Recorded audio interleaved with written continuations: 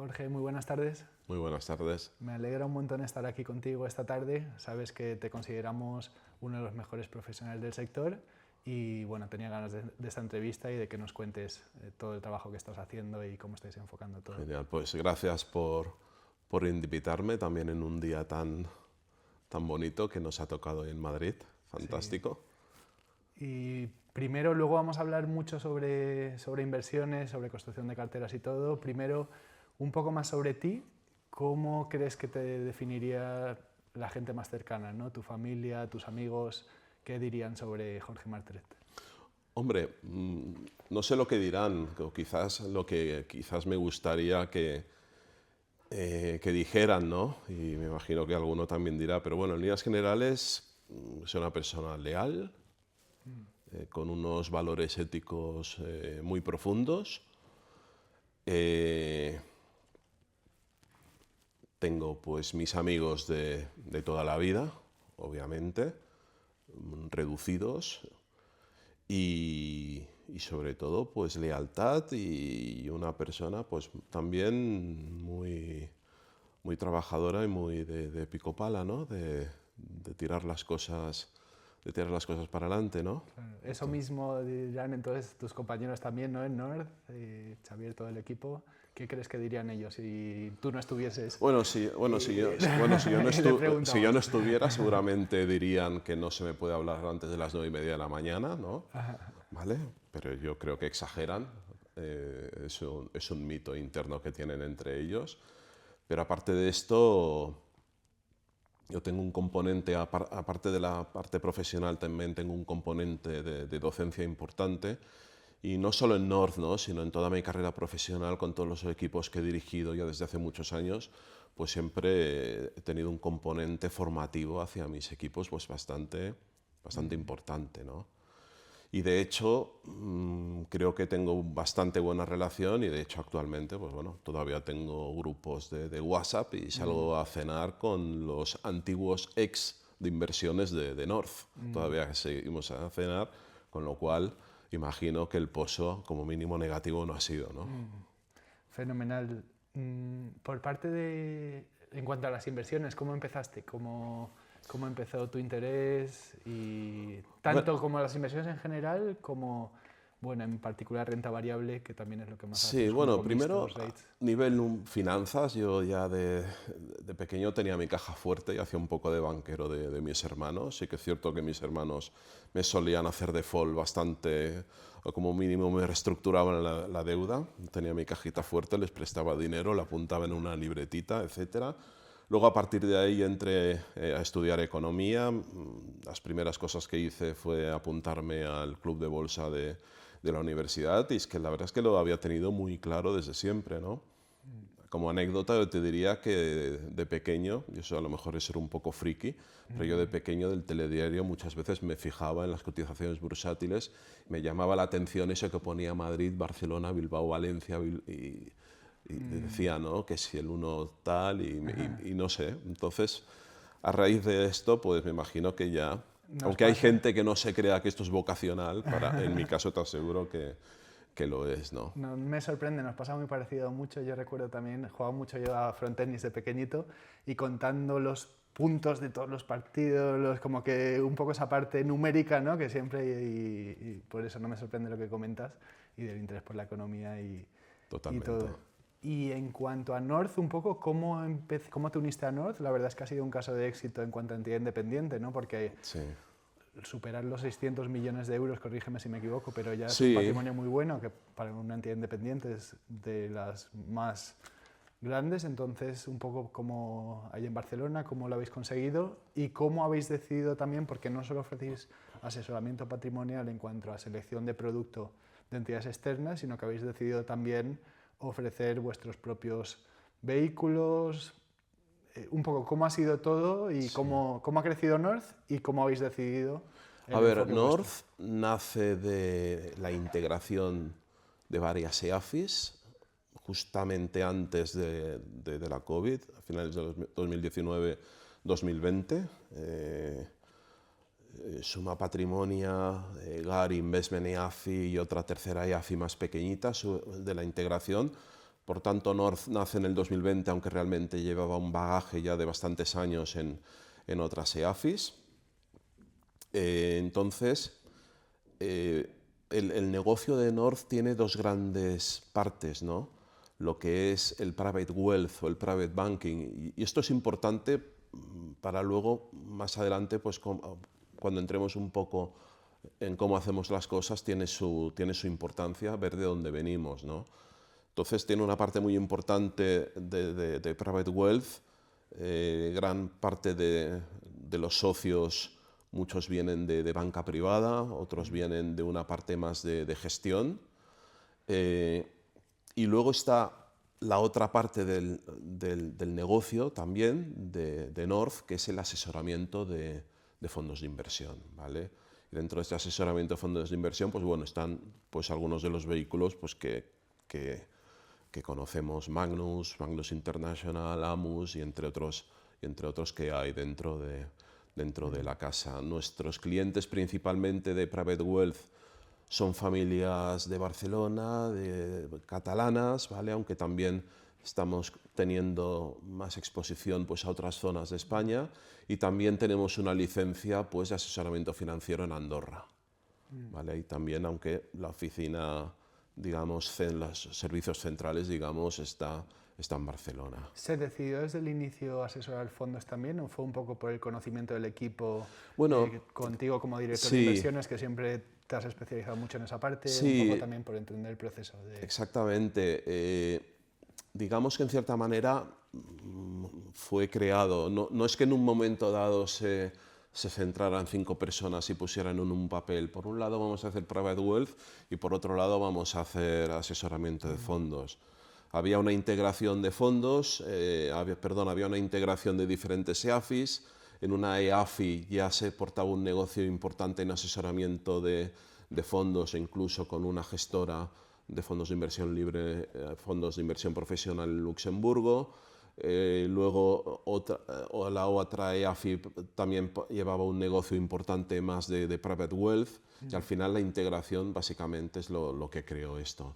Yo estaba de director de inversiones en una de las EAFIs y bueno, después de la integración me quedé como responsable de inversiones, no solo del asesoramiento de fondos, sino también de todo lo que es el asesoramiento de inversiones a clientes y a nuestros clientes internos, que al final son nuestros propios asesores financieros o banqueros privados, para que nos entendamos. Parte, imagino que te ha dado también mucho conocimiento, que por un lado algo que hemos visto también que pensamos que es muy interesante, ¿no? Que no solo analizar compañías una por una, sino también pues, ir viendo otros gestores cómo invierten, como seguro que eso también claro. Es una fuente de conocimiento.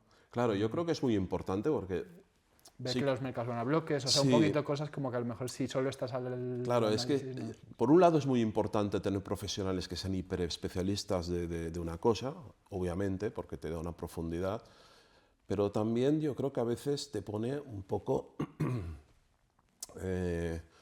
te puede tapar un poco la visión. Yo creo que es muy importante para un profesional de la inversión, aunque se dedique a lo mejor a gestionar un fondo de renta variable. En el tiempo, pero exactamente, pero es importante. Mira, yo tenía un jefe antiguamente que tenía una frase que es de las frases que me he quedado de él, que decía,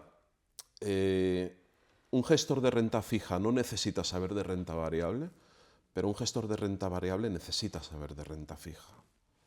Y esto es algo que a veces lo comentas con mucha gente y la gente te mira un poco como diciendo, ¿pero qué dice este?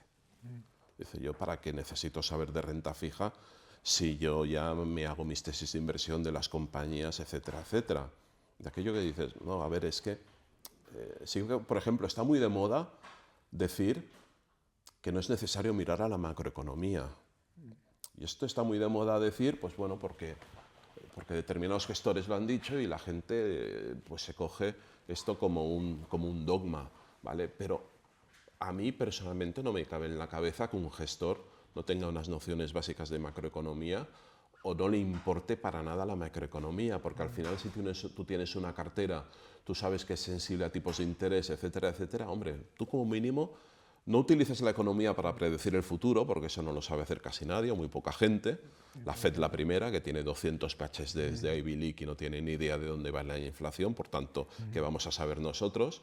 Pero tú tienes que saber de macroeconomía para saber cómo te puede impactar en tu cartera, pues que los tipos de interés suban, los tipos de interés bajen, o que la parte larga de la curva o la parte larga de la curva baje, lógicamente. Que luego vas valor por valor, que es lo que nos gusta también, que todo ese conocimiento, un poco también cómo, porque puede llamar la atención, ¿no? Desde fuera, esa acumulación de conocimiento de tantas empresas, de tantos sectores diferentes. ¿En qué etapas consideras que has aprendido más en tu experiencia profesional? Y un poco cómo has ido acumulando ese conocimiento, que siempre nos has parecido una persona muy, muy técnica, con eso, pues valorando muy bien las compañías, eres profesor de CFA, te conoces todos los métodos de valoración, has analizado miles de empresas, un poco cómo has ido construyendo ese conocimiento y en qué etapas has aprendido más. A ver, yo donde he aprendido más posiblemente haya sido en las grandes crisis que ya me ha tocado vivir. Yo he vivido la crisis del 98, la del 94, la del 98, la del 2000, la del 2008 y alguna mini crisis que me olvido. Ahí aprendes, ¿no? Si tú te puedes pasar 5 años trabajando en mercados, que si no vives una crisis en esos 5 años, no aprendes nada. Lo único que te puede pasar es que tu ego suba demasiado y te creas que sabes más de lo que sabes. Yo, por ejemplo, en mi etapa inicial, en bolsas y mercados, más concretamente en MEF renta fija, a nivel técnico aprendí un montón. En MEF había un equipo técnico de gente que era algo absolutamente espectacular. Luego en mi época de Andbank, responsable de la gestora, ahí se me abrió la mente, ¿vale? Porque en Andbank en Andorra, yo estuve físicamente en Andorra, ¿vale? Porque en Andbank en aquella época cuando fui se llamaba Banca Agrícola y Comercial de Andorra, yo vi algo completamente diferente a lo que había en España. Yo recuerdo pocos meses antes de irme a Andorra, fui a mi gestora del banco, yo tenía 20 y pocos años, y le dije, oye, mira, me gustaría operar en bolsa alemana para mí, en privado, ¿no? Yo me acuerdo que me miró como diciendo, madre mía, pero ¿qué me está pidiendo, ¿no? Este hombre o este chico, ¿no? Me dice, hombre, piensa que esto es solo para grandes patrimonios o tal y cual, ¿no? Yo me quedé así, bueno, pues nada, pues compraré Telefónica y Central Hispano, ¿no? En la época, y poco más, ¿no?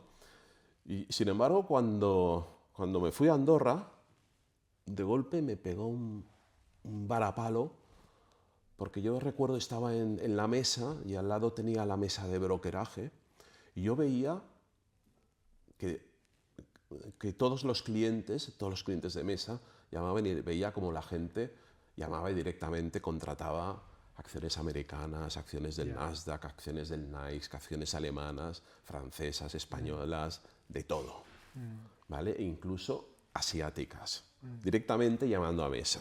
Y tampoco es que recuerdo que fueran grandes clientes, eran clientes más o menos habituales de calle de Andorra de la época. Te estoy hablando del año 98. A mí eso me pegó un revolcón de decir, de abertura de mente, ¿no? Y ahí quizás es el por qué yo me he especializado sobre todo en renta variable global, ¿vale? Porque yo desde ese momento, para mí no me cabe la idea de gestionar o de asesorar una cartera o un fondo, a no ser que me lo pidan específicamente, pensando solo en Europa o en España. Y eso no quiere decir que en Europa y en España puedan haber grandes oportunidades de inversión. Yo lo único que digo es que si inviertes solo en Europa, te estás perdiendo el 85% del mercado, tanto en PIB como en capitalización bursátil. Y eso es un poco el por qué yo siempre me he especializado en renta variable global. Y mis orígenes, en cierta manera, yo creo que es de esa época. ¿Y en qué etapas has aprendido, piensas que han sido mejor, qué etapas piensas que han sido mejor formación de cara a aprender sobre valoración de empresas, aprender sobre diferentes sectores? Pues mira, para mí, más esa parte pura yo de tuve, análisis. al final cada profesional tiene etapas en su vida que hacen que tengas una especial suerte o no. Yo tuve la inmensa suerte de, cuando me hice cargo de la gestora de fondos en aquella época de Banca Agricole de Andorra, lo que actualmente es Sandbank, bueno, pues uno de los productos que empecé a gestionar yo directamente pues era renta variable global y renta variable mundial, perdón, y renta variable norteamericana. Incluso durante muchos años estuve gestionando un fondo de renta variable americana. Entonces, yo ahí tuve la oportunidad de empezar a investigar, de irme a lo mejor a Londres una semana solo a ver tecnología de la época. Me acuerdo en aquella época haber ido a visitar Factset, haber ido a visitar Barra, que ahora forma parte de MSCI, y Factset, que ahora es una empresa que cotiza en NYSE. Me acuerdo que estaba en una torre de la City y el software pues era muy sencillo, aunque tenía muy buena pinta pues para lo que había, ¿no? Y realmente a mí toda la parte más de inversión cuantitativa, inversión factorial, en aquella época se me abrieron un poco los ojos, porque además la renta variable americana tenía un tema que era maravilloso para mí en esa época, que es que era muy homogénea. Tú comprabas renta variable europea, yo recuerdo haber comprado acciones de Telecom Italia en liras italianas. Y luego que ibas a comprar acciones de Total en francos franceses, ¿no? Y luego Telefónicas, la renta variable europea era un mal sueño simplemente por el tema de las divisas, ¿no? Sin embargo, para mí la renta variable americana en aquella época era maravillosa, ¿no? Y aprendí muchísimo de renta variable americana cuando aquí la gente prácticamente no sabía nada. Y básicamente porque me encontré un universo de acciones que cotizaban todas en una misma moneda con todos los mismos criterios contables, con lo cual la facilidad de análisis que tenía para mí fue como si se abriera el sol, ¿no? No tener que pasar ni de liras italianas, etcétera, ¿no? Y realmente ahí cogimos un desarrollo de conocimiento pues muy bueno, realmente. Fue un descubrimiento espectacular. Y luego, Jordi, por ejemplo, algo que a nosotros también nos gusta mucho es que, bueno, por un lado, dentro de en España, por ejemplo, pensamos que hay 4 o 5 gestores muy buenos invirtiendo en renta variable global, entre los cuales estás tú. Nos parece que estás entre los mejores en esa parte. Algo que pensamos que te diferencia y que te hace también único y que tengáis una propuesta muy buena es que no invertís también solo en una tipología de empresas, ¿no? Porque a lo mejor dentro de vuestra cartera global podríamos decir que en torno al 60% ahora son empresas muy globales con márgenes muy altos de mucha calidad.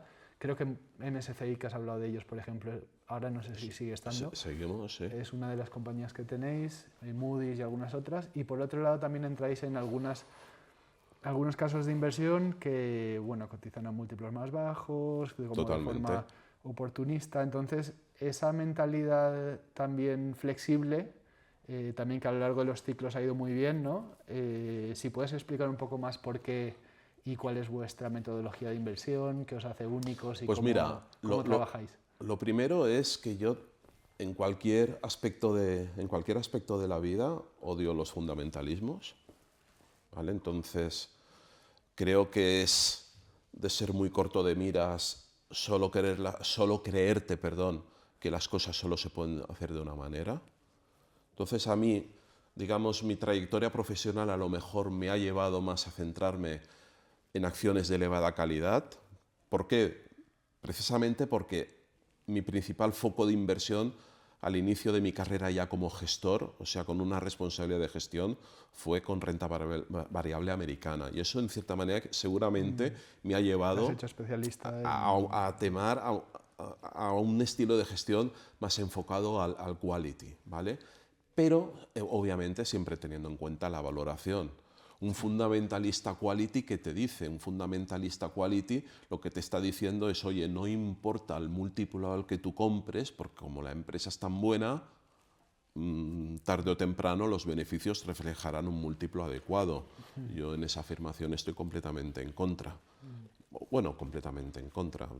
Digamos Sí, que no siempre miráis mucho el flujo de que no caja estoy de libre, acuerdo. cuánto se paga Hay que intentar combinar lo mejor del value con lo mejor del quality. Y ahí realmente es cuando surgen las grandes cosas. ¿Vale? Ahí en cartera tenemos acciones que nos están multiplicando por 15. ¿Por qué? Porque las tenemos desde hace muchos años y entraron en un momento que la valoración era más o menos Cuéntanos adecuada. algunos casos, un poco las dos cosas, el proceso de inversión que tenéis, algunos casos que os hayan ido muy bien y empresas que os gusten ahora mismo también Pues a sí. nivel global. A ver, te voy a poner dos ejemplos con un enfoque value que tenemos en cartera. Las dos últimas compras que hemos hecho en la cartera, una la hicimos el mes de abril, que es una empresa italiana de yates de ultralujo que son San Lorenzo, que nos está yendo muy bien. Sí, lo Compramos unos múltiplos muy adecuados, pero además con una fortaleza de gestión, una empresa familiar dominada por un CEO ejecutivo Sí. que cogió una empresa, digamos, de astilleros y la ha convertido fantástico. Y luego la última compra que hemos hecho la semana pasada, que claro, que ahora yo estoy hablando de empresas quality, no sé qué, y la gente se ve de estar pensando, bueno, este ahora nos va a hablar de Nvidia, de no sé qué, de no sé cuánto. Bueno, la semana pasada compramos Nestlé. Nvidia, por cierto, que compraste hace 7, 8 años, ¿no? Que también, Exactamente. Esta es una de las que nos está... ¿Por qué ahora? Y te hago la tesis, digamos, un poco el resumen de la tesis de inversión que hemos hecho de Nestlé. Nestlé ha pasado una travesía en el desierto muy importante. Nosotros la teníamos en cartera hace 6 años. Hace 6 años la sacamos de cartera porque no veíamos por dónde podía crecer, y para mí es uno de los criterios básicos. Las empresas han de crecer, si no crecen no las de tener en cartera, aunque sea un 5 o 6%, un 4 o 5, pero ha de crecer, ¿vale? Entonces Nestlé tenía una serie, yo creo, mi opinión es que Nestlé había muerto un poco de éxito de un transatlántico, un petrolero que va a toda pastilla, y empezó a acumular marcas poco rentables. Entonces se fue cargando de marcas poco rentables. ¿Vale? Por ejemplo, la famosa división de aguas de Nestlé, que prácticamente se la ha ido vendiendo en los últimos años y solo se queda con las marcas más premium que dan mayor rentabilidad. Claro, ahí tenía una mezcla de marcas poco rentables, pero además se junta con la crisis del COVID, luego la guerra de Ucrania. Todo eso hace que el franco se fortalezca, por tanto, tú eres una empresa suiza en francos, franco se fortaleza, eso es malo para tu cuenta de explotación. Segundo, se encuentra un incremento explosivo en algunos casos de muchas materias primas. Uno de los puntos más importantes de Nestlé precisamente es el café. Su unidad que más pesa precisamente es la de café. Nespresso y otras cosas, no solo Nespresso, ¿vale? Pero eso es lo más importante, con lo cual eso es directo a la vena el margen. Y luego, entonces, y luego el punto final, hizo un plan de reestructuración, pues bueno, que fue hambre para hoy y esperando que sea pan para mañana, ¿no? Todo lo contrario a lo que él dicho. Con lo cual la cotización de Nestlé, pues históricamente había estado entre 90 y 110 francos suizos todos estos últimos años, llegó a caer incluso por debajo de 70 francos suizos, y ahí dijimos, que esto puede empezar a ser interesante. Ellos están haciendo una planificación muy importante de optimizar marcas, pero para mí ya el punto final de decir, oye, ahora es cuando nos enteramos quién iba a ser su nuevo CEO. Su nuevo CEO, Pablo Isla, el ex Inditex. Entonces, claro, con Pablo Isla al frente, CEO, habiendo caído tanto y con unas necesidades de unos planes de reestructuración que seguro que van a hacer, y encima con unos múltiplos ya asequibles, y teniendo en cuenta que es una empresa saneada y con un retorno de capital del 15%, ya que no está mal para una empresa de este tipo, pues bueno, pues creemos que es una gran oportunidad, y este es un ejemplo de enfoque más value, con un pequeño matiz quality, pero que es un enfoque mucho más value. Creo que ibas a comentar otro caso también, o alguna otra que tengas en mente así, o histórica. Histórica.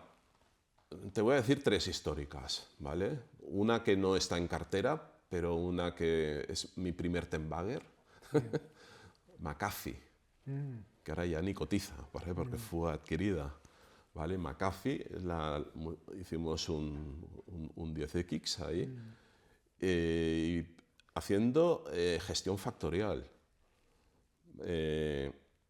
Otra, que para mí es un clásico, es Moody's. Moody's ahora no la tenemos en cartera, pero tenemos Standard & Poor's y MSCI. Standard & Poor's, que más o menos es bastante parecido a Moody's. Muchas veces alternamos Standard & Poor's y Moody's.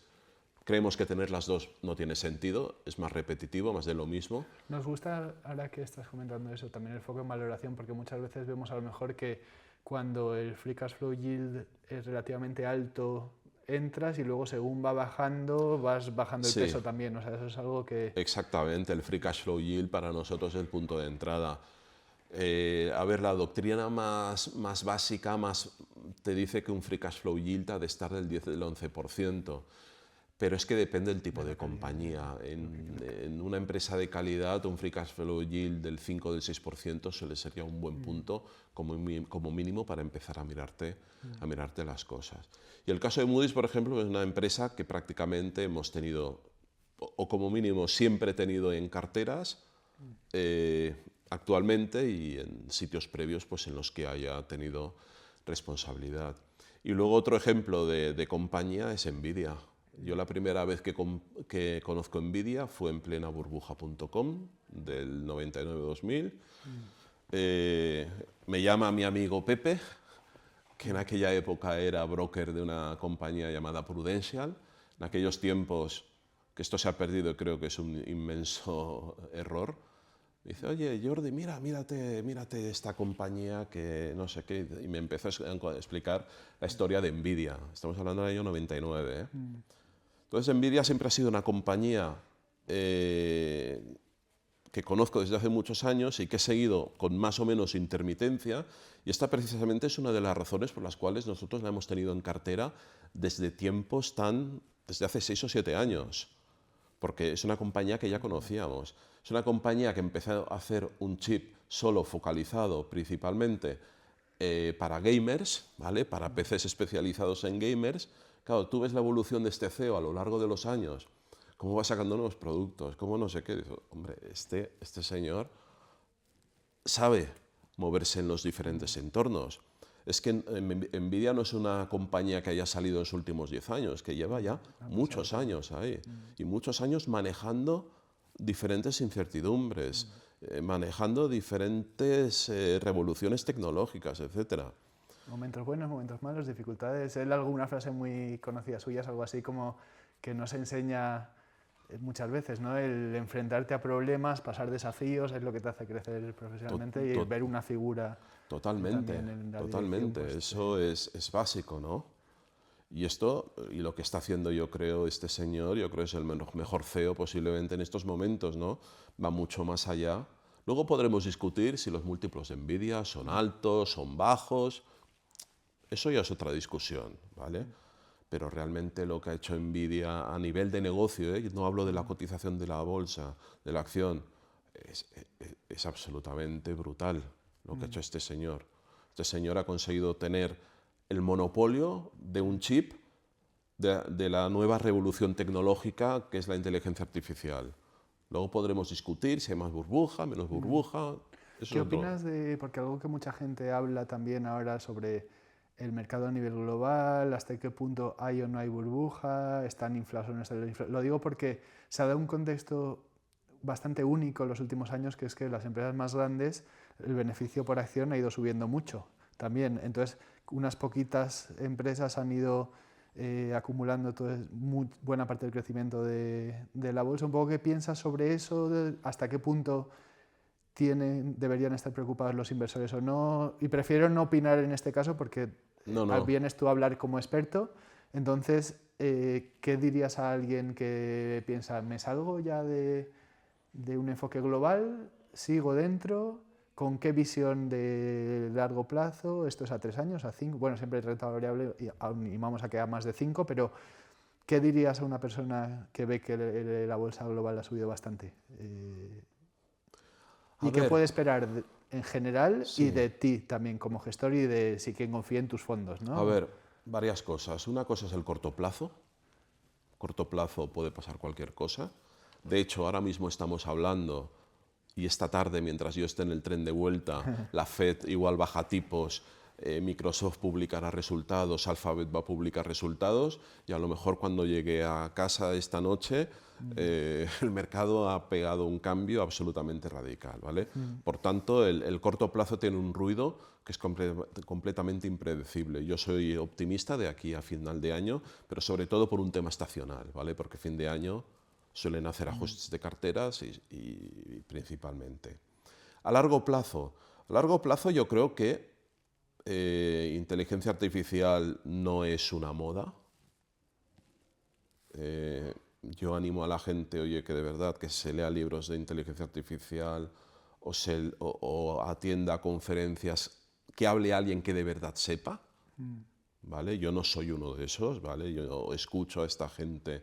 Yo hace unas pocas semanas estuve en una conferencia en Barcelona que venía, ahora no me acuerdo de su nombre, venía un señor que fue uno de los fundadores de Terra y que actualmente tiene una empresa de tecnología que está adecuando a las empresas de servicios de inversión a adecuar sus procedimientos con la inteligencia artificial. Por tanto, es un señor que más o menos sabe algo de esto, ¿vale? Y él lo que está diciendo es que, lo que nos decía este hombre, es que la inteligencia artificial va a ser mucho más que Internet, ¿vale? Empresas grandes, perdón, ante eso yo me hago la gran pregunta, el gran riesgo que es estar invertido en inteligencia artificial o a lo mejor no estar invertido en inteligencia artificial. No sé qué es más arriesgado. Otra cosa es que las valoraciones sean las que sean. Hablamos mucho, ahora está de moda comparar la situación actual con la del año 2000. Hay muchísimas matizaciones que son absolutamente diferentes, que no tienen nada que ver la situación del año 2000 con la del año 2000, exactamente, con la burbuja.com, con la... ¿Qué diferencias ves, por ejemplo? Pues mira, punto uno. La gente sacaba empresas de Internet, pero no sabía cómo monetizarlas.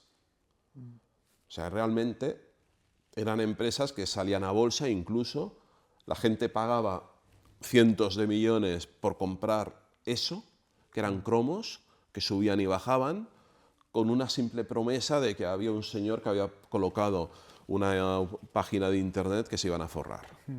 Yo me acuerdo la anécdota de Red Eléctrica. Yo no creo que haya alguna empresa que se pueda comprar más a un bono que Red Eléctrica. Yo recuerdo Red Eléctrica en plena burbuja el año 2000, de golpe ver un día que está subiendo, no sé si un 7, un 8, un 9%, y dices, oye, ¿qué pasa? Que se ha vuelto el mundo loco. ¿Qué hace Red Eléctrica subiendo un 8%? Dice, no, porque han dicho que van a hacer no sé qué por Internet. Y eso fue suficiente para que Red Eléctrica en un día se metiera a subidas del 7, del 8%. Y dice, bueno, nos hemos vuelto absolutamente locos, ¿vale? Dicho esto, la mayor parte de los proyectos no ganaban dinero, se financiaban principalmente con deuda o con nuevas ampliaciones de capital.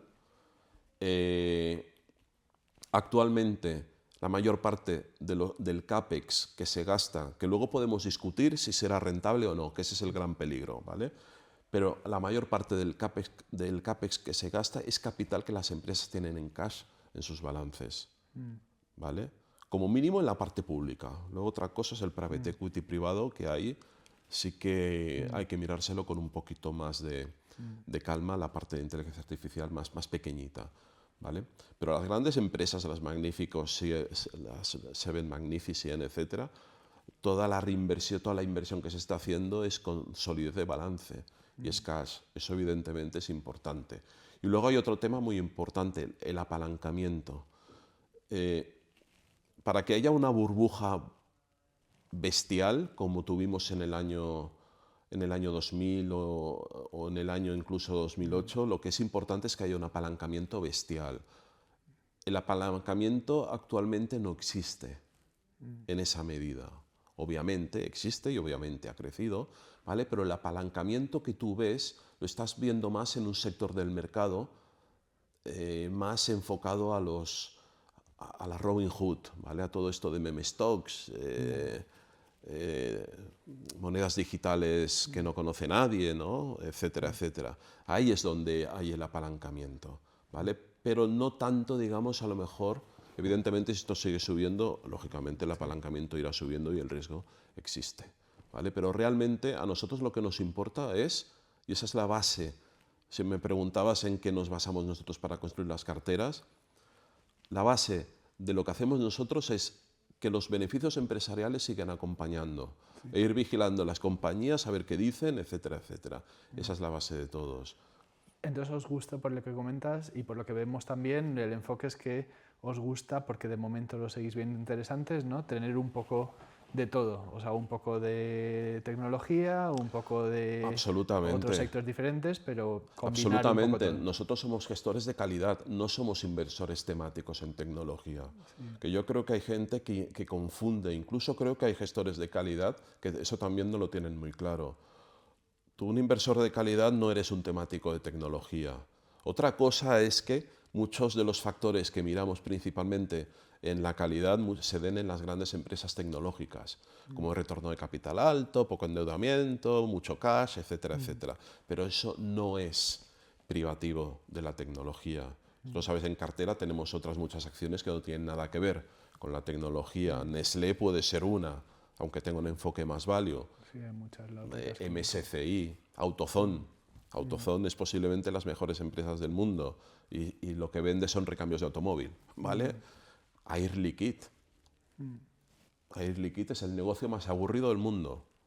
Ahora mismo, Jorge, con las valoraciones que ves actualmente, ¿qué puede esperar un inversor que invierta en los fondos que gestionas? Y si puedes indicar los que son también. Sí. A ver, nosotros el objetivo a largo plazo que tenemos en el fondo 100% renta variable, sí, que sería Magnus Global Flexible FISICAV, el objetivo es doblar el capital cada 5 a 7 años. Sí. ¿Vale? Yo creo que estamos muy cerca de doblar el capital ya, respecto a cuando yo asumí la responsabilidad, digamos, de esta cartera a finales del 2018. Estamos bastante cerca de conseguirlo. Buscando el doble dígito. Exactamente, pero teniendo en cuenta además que durante este periodo de tiempo esta cartera cambió ligeramente su filosofía, porque en los primeros años de estar yo a su cargo era mixta, sí, agresiva, pero mixta, no era 100%. ¿Fue 2021 cuando 2021? Sí, a lo largo del 2021, que luego lo pagamos en el 2022, porque siempre ley de Murphy, ¿no? ¿Vale? Porque cargamos más, nos situamos en el nuevo objetivo del fondo precisamente en la segunda mitad del 2021, previa a la caída del 2022, y eso nos ha perjudicado bastante un poco en el track record. Pero ya estaríamos prácticamente este objetivo, si hubiéramos sido 100% renta variable en 2018, este objetivo lo hubiéramos alcanzado, y es lo que queremos. ¿Y por qué creemos que ese objetivo se puede alcanzar? Pues porque estamos buscando empresas que buscando el incremento de beneficios agregado pues estén una media por encima del 15%. Y una TIR del 15% matemáticamente significa doblar capital cada 5 años. Sí.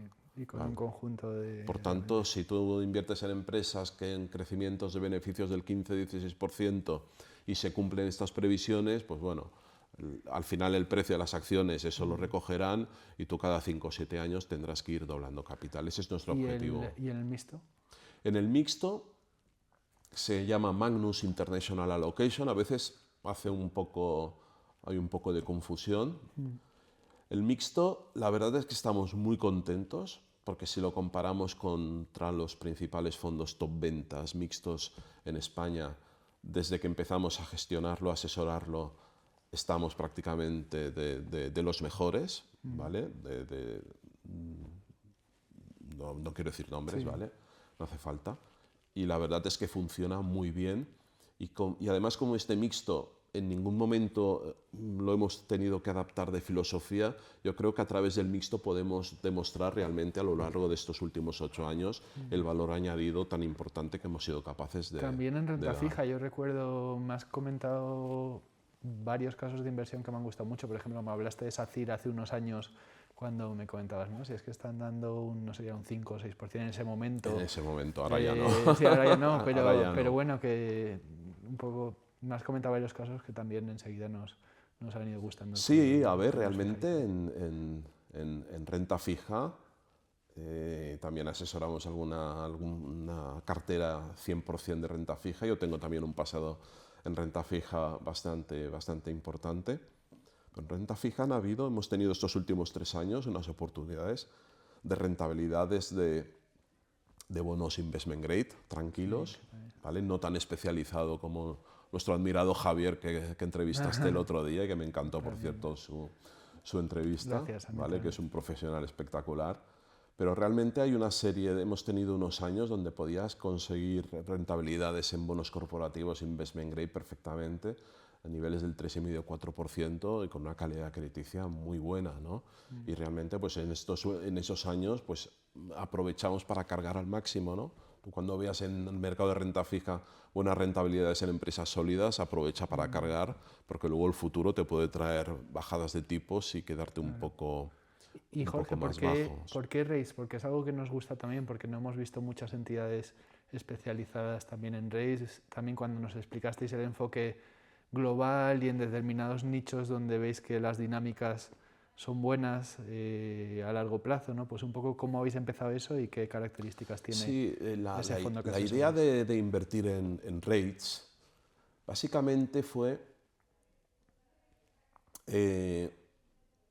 para diversificar. Es importante entender de dónde venimos. Venimos del private wealth. Yo he sido gestor toda mi vida, no he sido banquero privado, pero durante toda mi vida, y sobre todo en estos últimos 15 años, siempre he tenido un contacto muy directo con el cliente final. Yo creo que eso es algo muy importante que muchas veces los gestores que no tienen la suerte de tener ese contacto con el cliente final deberían de hacer ese ejercicio, ¿vale? Nosotros lo que veíamos que el cliente final es que le faltaba una pata de diversificación dentro del mercado de real estate. ¿Por qué?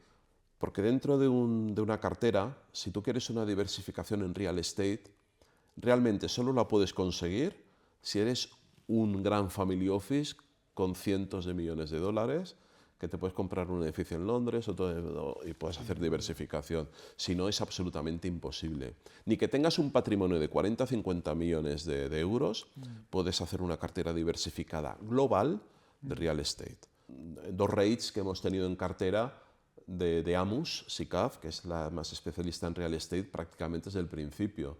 2 empresas, una es Digital Realty Trust y la otra se llama Equinix. ¿A qué se dedican esta gente? Pues algo que últimamente te va a sonar mucho, que es tener data centers. Los famosos data centers que se están haciendo o que invierten las grandes tecnológicas, en muchos casos no son ellos mismos que se construyen sus data centers para ellos. Son estos REITs especializados que construyen grandes data centers y luego las grandes empresas, que son las que tienen más necesidades de computación o de buscar sitio de almacenaje en la nube, pues le dicen a Digital Realty Trust, oye, necesito tantos terabytes o tantos, etcétera. Toda la parte industrial, naves industriales, todo el tema de comercio electrónico. Todo el tema de comercio electrónico está muy bien. Tú metas en Amazon, quiero unas zapatillas para correr. Imagínate que estás en Anchorage, en Alaska, y quiero mis zapatillas Nike, último modelo para correr. Y en 24 horas, aunque estés en Anchorage, te van a llegar las zapatillas. Pero para que eso pase, cerca, alrededor de 100 o 200 kilómetros a la redonda de Anchorage, ha de haber algún sitio donde lleguen esas zapatillas. No te las van a hacer con una impresora en 3D, a lo mejor dentro de unos pocos años sí, pero de momento no. O piezas industriales sí que te las hacen en 3D, pero... Sí. Entonces, claro, eso necesita una cantidad de logística brutal. Todo lo vemos en Barcelona y en Madrid. Las furgonetas Amazon y los repartidores las tiendas están vacías, pero los repartidores y estos van a toda pastilla. ¿Por qué? Pues por eso. Fenomenal. Ahí queda claro y eso es algo que no hemos visto mucho y lo has aclarado y lo has explicado muy bien. En cuanto a qué, bueno, qué pueden esperar de ti dentro de, o sea, un potencial cliente, pues alguien que confía en ti, qué puede esperar de Jorge Martret como profesional y cuáles son tus objetivos en general, tanto como asesor de fondos como profesional del sector en general, ¿qué dirías que son tus objetivos más a medio plazo? Sí, bueno, la verdad es que mi objetivo personal ligado a lo profesional, ¿vale? Mi objetivo personal pues es sobre todo mi familia, lógicamente, ¿vale? Pero mi objetivo profesional pues es seguir dando valor a clientes y espero que futuros clientes, en definitiva. Seguir trabajando, seguir investigando, seguir formándome, seguir actualizándome, aunque tenga yo una cierta edad, seguir formándome, es decir, ver un poco lo que está pasando en el mundo, o como mínimo hablar con la gente que entiende de esto continuamente y que eso al final pues te llegue a las empresas que tengan valor. Lo que van a tener mis clientes de mí, sobre todo, que no cuenten conmigo si esperan que mi cartera sea la número 1 del ranking, eso no lo van a tener, creo que nunca, por una razón muy sencilla. Normalmente el que está el número 1 siempre en un ranking es porque hace una apuesta muy agresiva a un determinado sector o es un fondo temático encubierto de un determinado sector. Si tú inviertes solo en bancos españoles, si tú inviertes solo en minas de oro, si tú inviertes solo en todo esto, pues el día que la banca española haga así o el día que las mineras de oro hagan así, pues ese año tú sales primero en la foto, felicidades. No, ese no es nuestro juego. Nosotros lo que le vamos a construir es una cartera diversificada a nivel sectorial, con la volatilidad de la renta variable.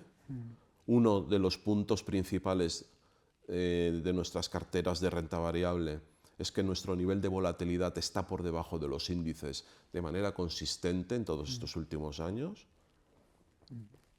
Eso hace que en determinado momento a lo mejor nos hemos quedado un poquito por debajo. Y consistencia. Mira, a mí a veces se nos ha criticado un poco que en nuestras carteras tengamos 40 o 50 acciones, ¿no?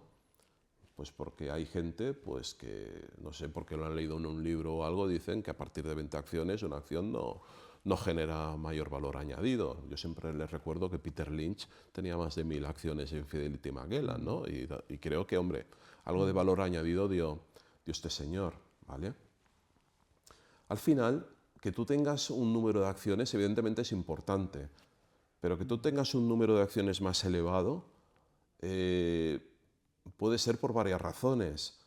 Punto 1, la primera, tú puedes reducir la volatilidad, ¿vale? Aunque esa gráfica que han visto en un libro de texto diga que la volatilidad con 50 acciones es la misma que la volatilidad con 20, en la vida real desde luego que no, ¿vale? Y solo hay que ver muchos números y eso evidentemente es importante. Entonces, nosotros le damos muchísima importancia a las acciones, pero algo que nos diferenciamos de otros o de otros gestores es que le damos tanta importancia a las acciones que ponemos en cartera como a la propia construcción de la cartera. Y eso es escuela CFA, básicamente. Y eso es lo que tiene que esperar un cliente, consistencia. Nosotros construimos las carteras pensando en que Magnus, en el caso de renta variable, Magnus Global Flexible, podría ser, no lo será, pero podría ser la única posición en renta variable de la cartera. Si tú pones una cartera mucho más concentrada, la cartera ganarás mucho más dinero, pero esa cartera deberá de ser la guinda del pastel. ¿Vale? Una cosa es el core y otra cosa es la guinda del pastel. Y en una cartera de un patrimonio, y esto es lo que muchas veces se debería un poco de entender, es necesario que haya un poco de todo. Es necesario a lo mejor un gestor un poco core, como podemos ser más o menos nosotros. Puede ser a lo mejor igual de necesario tener un gestor más deep value, que en un momento dado, como pasó en el 20 y en el 21, pues en momentos que otros gestores se quedan un poco atrás, o incluso este año, pues peguen un buen rebote para arriba, y todo esto pues hace que una cartera en su conjunto, que es verdaderamente lo que importe, pues vaya obteniendo mayor rentabilidad, ¿vale? O sea, básicamente consistencia. Hemos hablado de muchas cosas, Jordi, por un lado tu formación, tu forma de pensar, tu forma de invertir, al principio cómo te ven tus familiares, amigos, que comparto totalmente todo lo que has dicho, no conozco muchísimo de ti, pero mi percepción es la misma también. Y ya para terminar, cambiando un poquito también de tema, pasando de las inversiones más a la parte personal, un poco cómo desconectas y cuáles son tus principales aficiones. Dedicas también mucho tiempo a pensar sobre estos temas y está fenomenal y se aprende un montón, y a la vez, pues, cuando cierras el ordenador, ¿qué es lo que más te hace desconectar? Bueno, otras actividades, otras aficiones, actividades. Primero de todo, no soy un workaholic. El fin de semana hay que descansar, porque eso al final también es bueno para ti y para tus inversiones. Si tú acabas el domingo y ya llegas el domingo quemado al lunes, pues imagínate cómo puedes llegar ya al viernes de la otra semana, etcétera, etcétera, ¿vale? Y luego, obviamente, aunque suene muy básico, lógicamente, a mí lo que me gusta es estar con mi familia, ¿vale? Y luego a nivel más de hobbies, pues soy una persona muy deportista, y en cuanto puedo, pues me meto unas zapatillas de correr, y con lo que me permite ya mi edad un poco, pues me salgo a pegar 4 botes por el monte, ¿no? Y eso, la verdad. Y te digo una cosa, con eso te ahorras, gastándote 100 euros en unas zapatillas, te ahorras unas minutas de psicólogo y de psiquiatra fuertes.